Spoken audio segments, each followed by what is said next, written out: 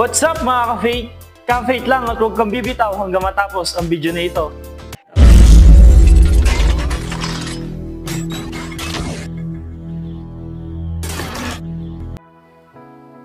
Kamusta mga ka-faith? Kamusta ang pasok ng 2025 sa buhay mo? Iba-iba man ang sitwasyon ng bawat isa, iba-iba man ang yugto ng buhay natin. Ang iba sa atin ay pupasok sa panibagong season ng kanilang buhay at parang sa pag-aaralan natin ng salita ng ating Panginoon sa versikulo ng Joshua 1:9 na sinasabi, "Hindi ba kita inutusan? Ikaw ay magpakalakas at magpakatapang na mabuti. Huwag kang matakot ni manglupaypay, sapagkat ang Panginoon mong Diyos ay sumasa iyo saan ka man pumaroon." Hallelujah! Salamat sa pagkabasa ng salita ng Panginoon. Sa verse na ito, inatasan ng Panginoon si Joshua upang ilid ang mga Israelites sa lupang pangako. That time, si Moises ay umuwi na sa piling ng Panginoon. Pwedeng sa season na ito ay nagdadalamhati si Joshua dahil siya ay nawalan ng isang mahal niya sa buhay. Pero yun, sabi sa salita ng Panginoon, di ba? Hindi ba kita inutusan?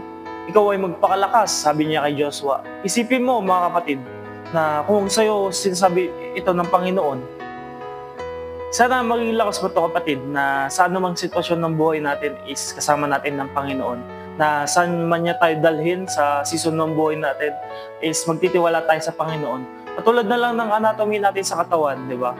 Kung gaano kaayos yung lungs natin, kung bakit mas maliit yung left side ng lungs natin sa right side. Dahil sa left side is nagbibigay espasyo yung lungs na maliit sa puso natin. Kung dun sa bagay na yun is napaka-complex ng pagkagawa sa atin ng Panginoon, paano pa kaya sa mga plano niya sa buhay natin?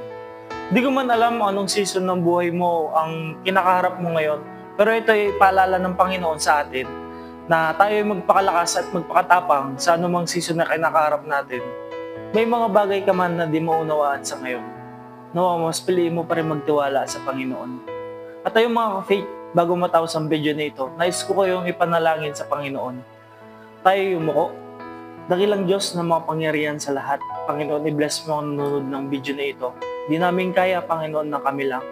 Kailangan namin ng presensya mo sa buhay namin na magpatuloy, Panginoon. Ikaw, Panginoon, ang lakas namin at tapang kasama, Panginoon, sa kaliwa, ang pananampalataya at lakas ng loob sa kanan, Panginoon.